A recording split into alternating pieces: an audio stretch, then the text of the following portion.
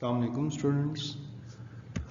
हम आज तक राइज एंड फॉल मेथड को, लाइन ऑफ कॉलिमेशन को स्टडी कर चुके हैं और हमें ये आइडिया हो गया है कि डेटा हमने फील्ड में कैसे रिकॉर्ड करना है। जो टेबल बनता है उसमें आपके पास स्टेशन की इंफॉर्मेशन होती है, बैक साइट होती है, फोर्थ साइट है, इंटरमीडिएट साइट है और उसके बारे में कमेंट्स होते हैं, रिड्यूस लेवल होता है।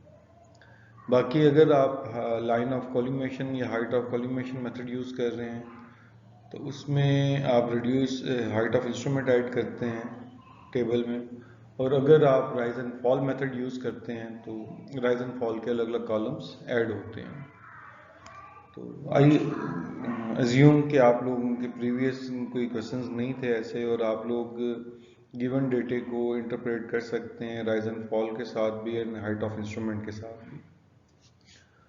अब समटाइम ये होता है कि जब हम फील्ड में डेटा रिकॉर्ड कर रहे हैं तो कोई रीडिंग हमें डाउटफुल हो जाती है, या कोई रीडिंग ऐसी है जो हमने कैलकुलेशन फील्ड में की बट वो ट्रांसफ़र करते हुए हमसे मिस हो जाती है। तो समटाइम पॉसिबल होता है कि हम उन रीडिंग्स को कैलकुलेट कर रहे हैं। तो आज हम उन्हीं रीडिंग्स की कैलकुलेशन पर डिस्कशन करेंगे। ये हमारे पास कोई डेटा है सर्वे बुक का। राइज एंड फॉल मेथड से उन्होंने कैलकुलेशन परफॉर्म की थी, लेकिन कुछ डेटा उनसे मिस हो गया जब वो नोट कर रहे थे।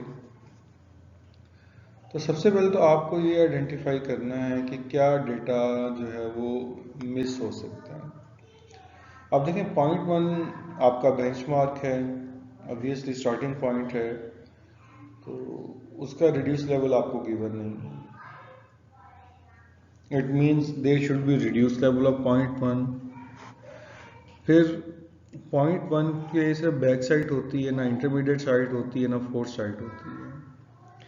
पॉइंट 2 पे आपके पास बैक साइड है, लेकिन ना इंटरमीडिएट साइट है ना फोर्थ साइट है।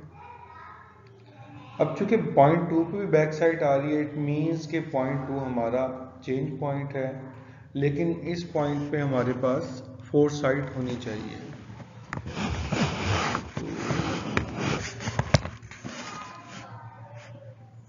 अब हमारा जो डेटा वो ये शो करता है कि पॉइंट स्टेशन जो हमारे पास है 2, वो स्टेशन 1 से नीचे है, फॉल शो कर रहा है ना वहाँ पे।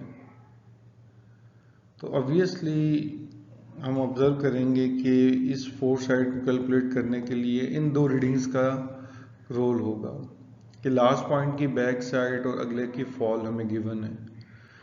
इट्स मीन्स कि हमारे पास ये डेटा है और आपने ये यूज़ करना है कि ये एड अप हो रहे हैं। अगर आपने राइज एंड फॉल को क्लियर किया है तो आपको पता चल जाएगा कि फॉल उस वक्त होता है जब हम फोर्थ साइड में से बैक साइड को निकालते हैं और आंसर हमारे पास पॉजिटिव आता है, तो वो फॉल को शो कर रहा है। दूसरे लफ्ज़ों में जब फोर्थ साइड बैक साइड से बड़ी हो तब फॉल होता है। तो इस कंडीशन में जब हमने फोर्थ साइड को in term of back side calculate करना है तो हम उसको एड अप करते हैं। तो यहाँ पे आपके पास ये रीडिंग आ गई। अगर आप कंफ्यूज हो रहे हैं इसमें तो आप पिछली जो लास्ट हमारा लेक्चर था जिसमें हमने राइज एंड फॉल की कैलकुलेशन की थी, काइंडली उसको एक दफ़ा गो थ्रू करें बिफोर आस्किंग एनी क्वेश्चन। जबकि चीज़ें मैं आपसे रिक्वेस्ट करता हूँ कि ये इंटरकनेक्टेड हैं, तो आप जब तक प्रीवियस लेक्चर्स को कंफर्म नहीं करेंगे, गो थ्रू नहीं करेंगे, तो हम नेक्स्ट पे नहीं पहुँच सकते। अच्छा, इसके बाद पॉइंट 3 हमारे पास रिड्यूस लेवल्स को भी आप छोड़ दें, उनको हमने एंड पे कैलकुलेट करना है सारों को, क्योंकि जब तक हमारा डेटा पूरा नहीं होता तब तक हम रिड्यूस लेवल पे नहीं जा सकते। अब पॉइंट 3 हमारे पास है और पॉइंट 3 में बैक साइड है, फोर्थ साइड है, लेकिन ना राइज है ना फॉल है। फॉर द टाइमिंग हमारे पास ये डेटा इनफ है कि हम राइज एंड फॉल कैलकुलेट कर सकते हैं, और अभी इस स्टेज पे शायद हम कैलकुलेट ना करें। और चूंकि पॉइंट 3 पे भी बैक साइड है, पॉइंट 3 पे फोर्थ साइड भी है, इट मीन्स पॉइंट 3 भी हमारा चेंज पॉइंट है। ये आपने कमेंट्स में लिखना है कि जी पॉइंट 2 भी चेंज पॉइंट था, पॉइंट 3 भी चेंज पॉइंट था।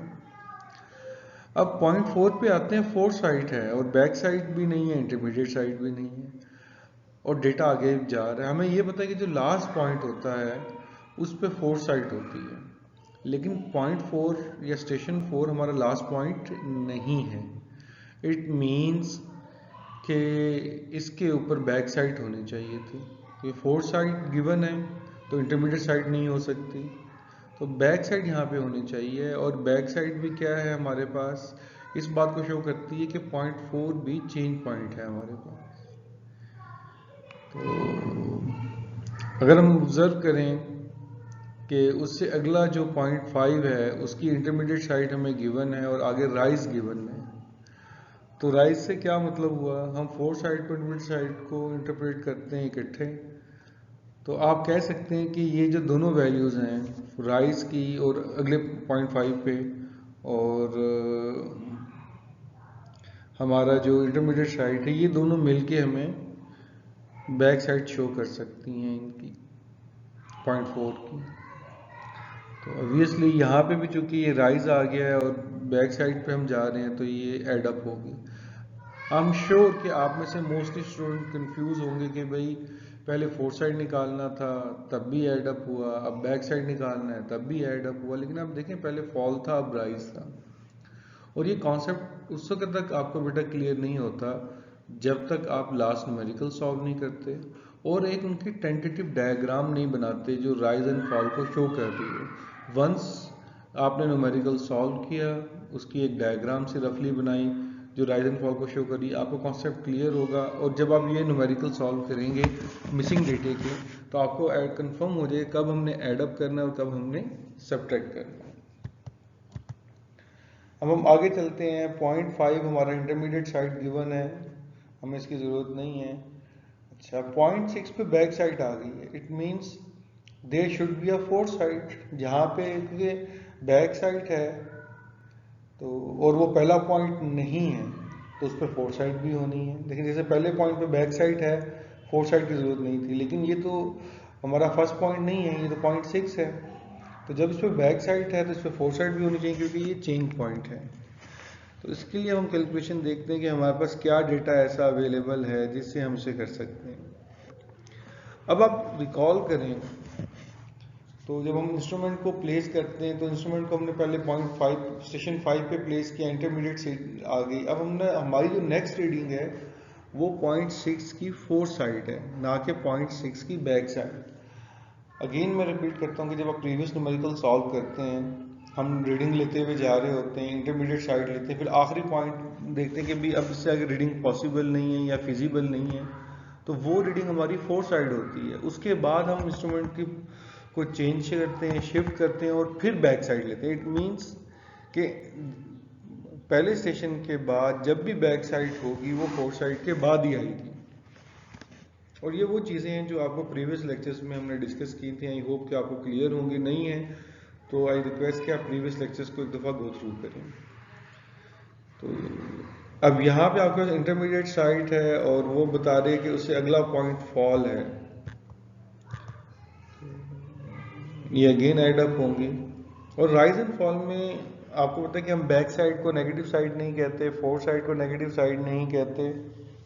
बेसिकली ये दो कंसेक्टिव रीडिंग्स का रिलेशन है कि अब हमने एक इंस्ट्रूमेंट को कहीं पे सेट किया हुआ है, रीडिंग ली, उससे अगली रीडिंग ली, उन दोनों रीडिंग का आपस में रिलेशनशिप क्या है।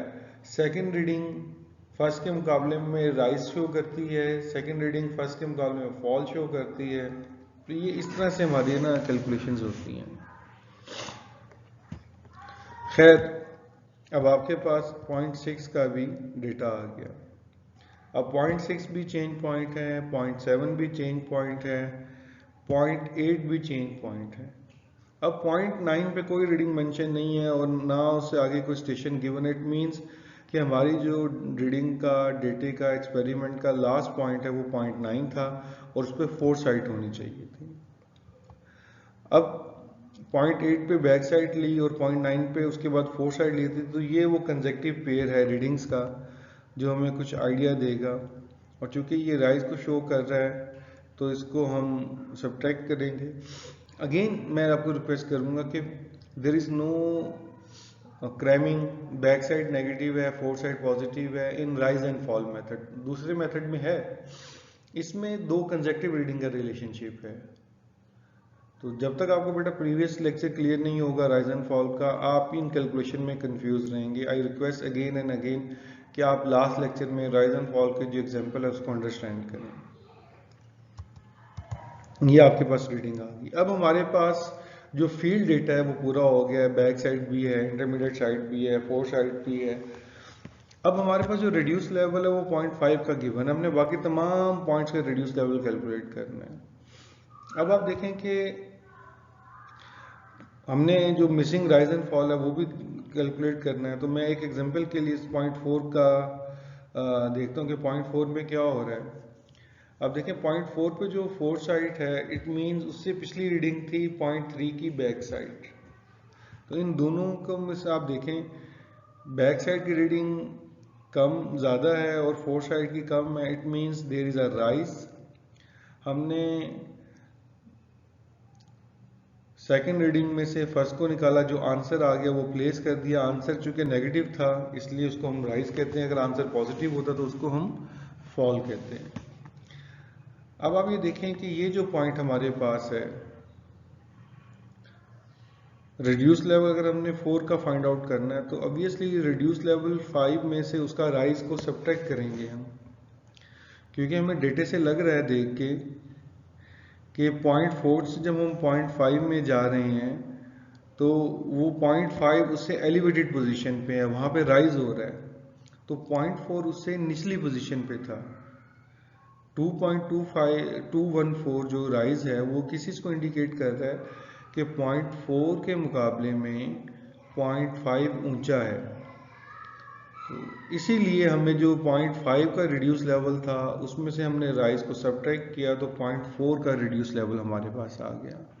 इन द सेम वे 0.4 के ऊपर भी राइज है हमारे पास, इट मीन्स कि 0.4 0.3 के मुकाबले में ऊंचा है।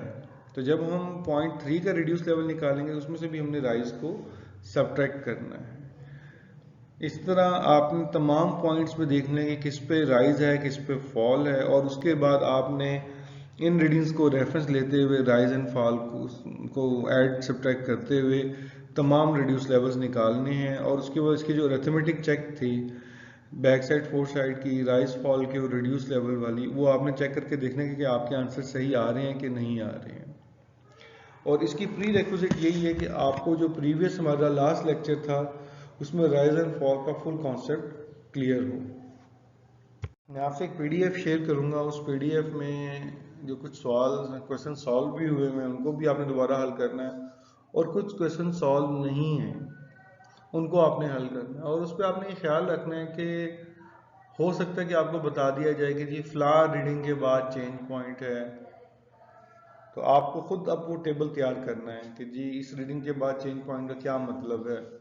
और कहीं पे आपको ये भी मेंशन होगा कि आपको जो स्टाफ रॉड है वो 4 मीटर का है और आप कंटिन्यूसली स्लोपिंग ग्राउंड पे रीडिंग ले रहे हैं, तो अब आपको चेंज पॉइंट कैसे इंडिकेट होगा। अब जाहिर बात है कि आप जब रीडिंग देखेंगे तो उसमें रीडिंग में आ रही है 1 2 3 3.5 3.9 और फिर अगेन 0.5 पे या 0.6 पे डेटा चला जाएगा। इट मीन्स कि आपका स्टॉक कंटिन्यूसली स्लोपिंग ग्राउंड है, नीचे की तरफ स्लोप है, आपके स्टाफ रॉड की रीडिंग इंक्रीज होनी है, लेकिन जब वो रीडिंग 4 के करीब पहुंच जाती है तो अगला पॉइंट पे आप रीडिंग नहीं ले सकते, तो वो पॉइंट आपका चेंज पॉइंट होगा। या इन्होंने कहीं पे आपको ऐसे मेंशन किया होगा, कुछ डेटा दे दिया होगा आपको और उसके बाद कहा गया कि जी इस पॉइंट के बाद हम कंटिन्यूसली इतनी स्लोप पे आ गए, तो आपने वो कैलकुलेशन खुद परफॉर्म करनी है। वो जो आगे इंटरमीडिएट साइड्स आपने कैलकुलेट करनी है तो वो आप लोगों ने खुद वहाँ पे कैलकुलेट करनी है। तो ये आप न्यूमेरिकल्स वगैरह देखेंगे, आई होप कि आपको ये क्लियर हो जाएगा। और हो सकता है कि हम नेक्स्ट वीक में कोई क्विज रख लें इसके लिए। बहरहाल जो भी है आपका कोई भी आपकी क्यूरीज हो आप मुझसे किसी भी टाइम पूछ सकते हैं, लेकिन असाइनमेंट इस वीक में आपने सबमिट लाजमी करवानी है। कुछ स्टूडेंट ये समझते हैं कि सर असाइनमेंट हमारी एंड पे काउंट अप हो जाएगी, माइट पॉसिबल है कि इस वीक पे हम आपको आपके असाइनमेंट्स के रिजल्ट शेयर कर दें, वर्कशीट के रिजल्ट शेयर कर दें। Thank you very much.